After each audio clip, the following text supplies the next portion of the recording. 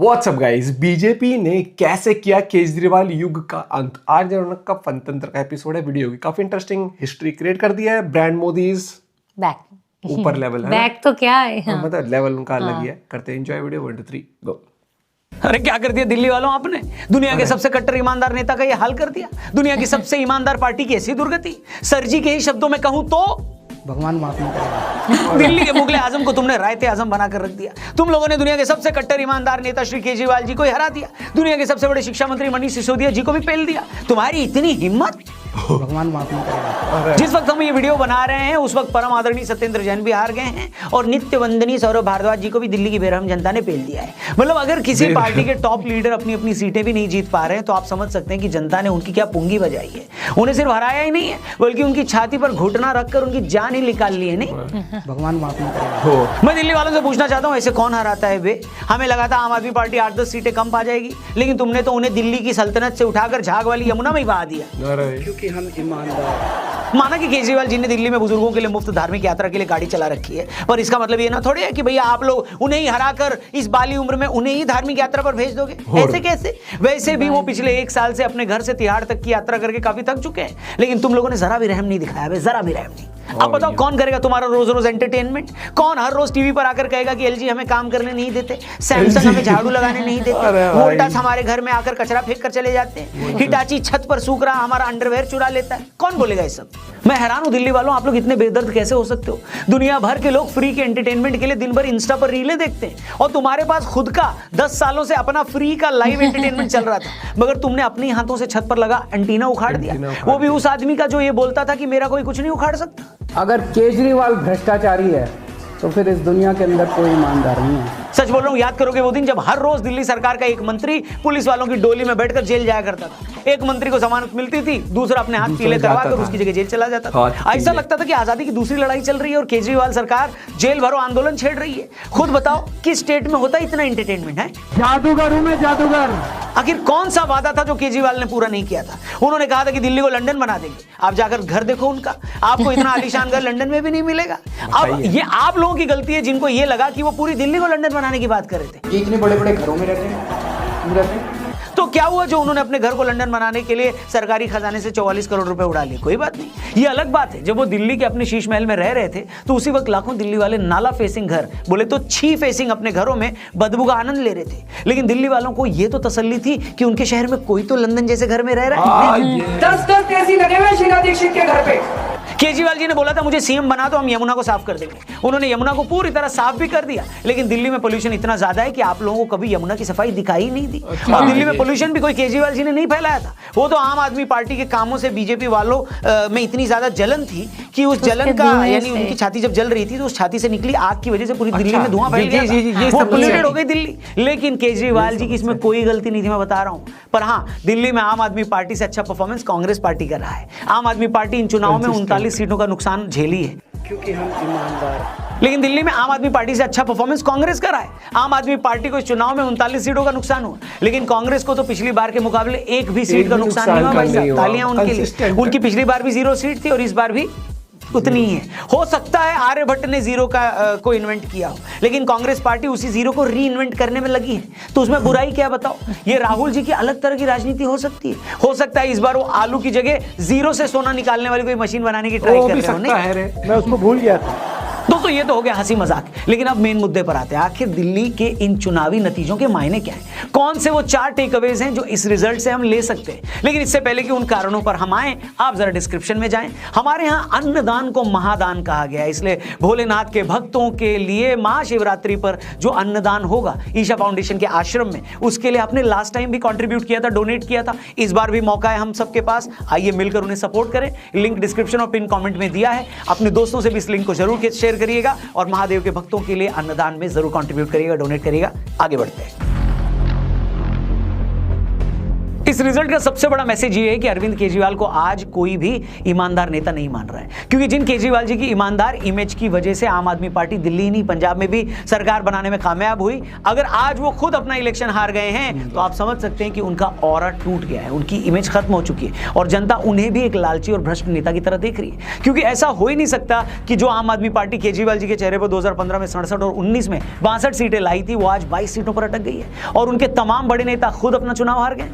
इसका सीधा मतलब यह है कि लोगों को भी लगता है कि केजरीवाल जी की पार्टी भी बाकी पार्टियों की तरह है। पिछले 4 सालों में शराब नीति को लेकर केजरीवाल और पूरी आम आदमी पार्टी पर जो इल्जाम लग रहे हैं, लोगों ने काफी हद तक उन आरोपों को ठीक भी माना है। केजरीवाल इस बात का भी जवाब नहीं दे पाए कि 10 सालों बाद भी यमुना गंदी क्यों है। वो इस बात को भी क्लियर नहीं कर पाए कि आज पंजाब में भी उनकी सरकार है तो क्या वजह है कि आज भी पंजाब से पराली का धुआं दिल्ली आ रहा है। इसके अलावा उन्होंने अपने मकान के रिनोवेशन पर 44 करोड़ रुपए खर्च किए। इस खर्च की बात तो खुद दिल्ली सरकार भी मानती है। तो इन सारे इल्जामों ने उन्हें भी बाकी पार्टियों की तरह एक और पार्टी बना दिया जो करप्शन भी कर सकती है, जो अपनी शान और शौकत पर पैसा भी खर्च कर सकती है, जिसके नेता अपने फायदे के लिए सरकारी पॉलिसियां भी बदल सकते हैं।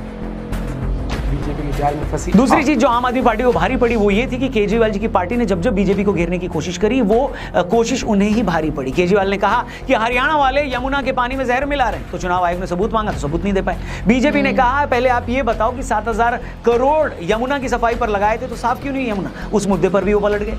फिर 23 जनवरी को अपना घोषणा पत्र लाकर बीजेपी को चैलेंज किया कि आम आदमी के लिए आयकर की सीमा 7 लाख से बढ़ाकर 10 लाख करो।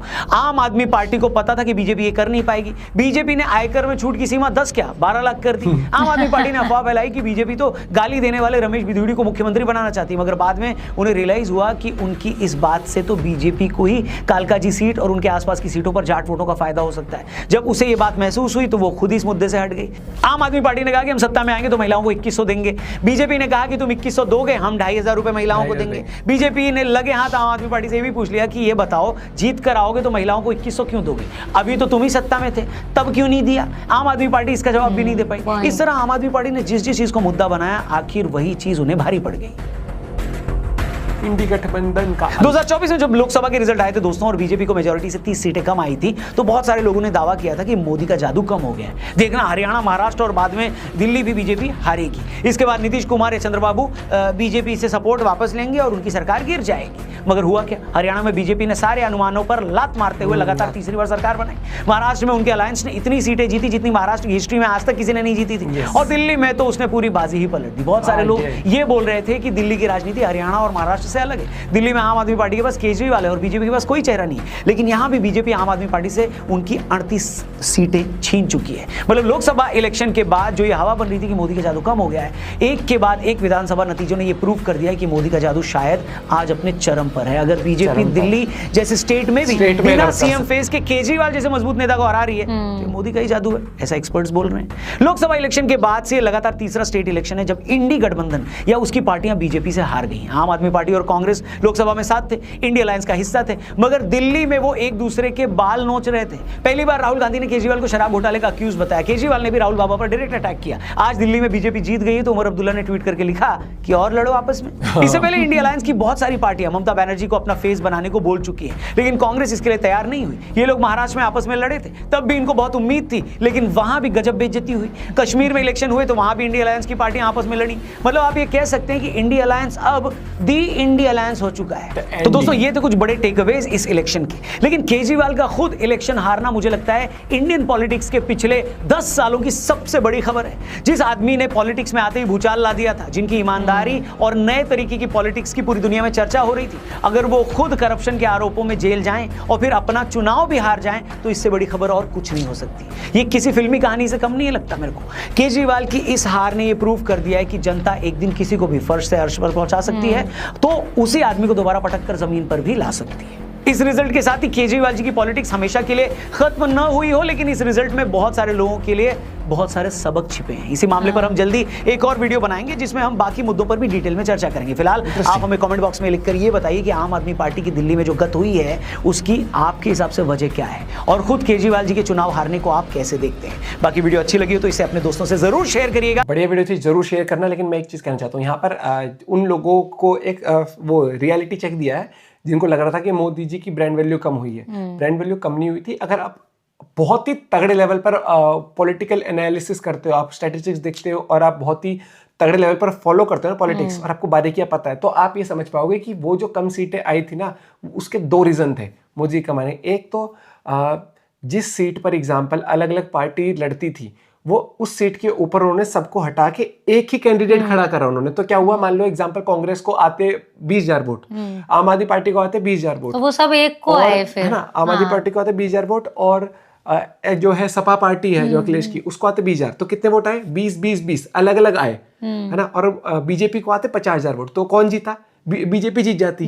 और वहां वो 20 करके वो नहीं जीत पाते। उन्होंने क्या किया, वो तीनों ने मिलके बोला इंडी अलायंस है, तो यहाँ इस वाली पर कांग्रेस लड़ेगी या इस पर है, तो लड़ी। तो उनके जो कोर वोटर्स थे उन्होंने वोट दिया, तो यहाँ पर कितने आ गए? एक अकेली आम आदमी पार्टी वहां पर लड़ी, तो या कांग्रेस लड़ी तो आगे 60,000, तो उन्होंने बीजेपी को हरा दिया। ऐसा करके काफी सीट्स उन्होंने जीती। और दूसरा लोग गए ही नहीं थे। वो अपने दम पर नहीं जीते, उन्होंने अलग अलग पार्टीज के वोट बैंक, एक जो कोर वोटर हो गया एग्जांपल की मुझे तो बस इसी पार्टी को देना है, मोदी को नहीं देना वोट, तो उनके पास 3 ऑप्शंस थे। अब उनका एक ही ऑप्शन था, उन्होंने उसको दिया। तो एक ये फैक्टर था, प्लस काफी सारे लोगों में ओवर कॉन्फिडेंस था कि अब की बारी मोदी जी ही आने हैं, तो या मोदी की सरकार ही आ जाएगी। मतलब सबका ये था, अरे इतने लोग जा रहे हैं, मतलब एज ए इंडिविजुअल हम नहीं जाएंगे तो क्या हो जाएगा, वो वाला ने फिर कॉन्फिडेंस। ये देखा कि यार काफी चीजों पर घुमा फिरा के बात हुई, शीश महल को लेकर बात हुई, यमुना को साफ करने की बात हुई एग्जांपल, और अगर सरकार थी तो उनको पैसे ऑलरेडी क्यों नहीं देते, कितना वो कर लो, at the end Janata he decide करेगी। जनता। अब ईवीएम का अगर अब की बार ड्रामा आएगा तो भैया आप क्या, तो मुझे लगता है कि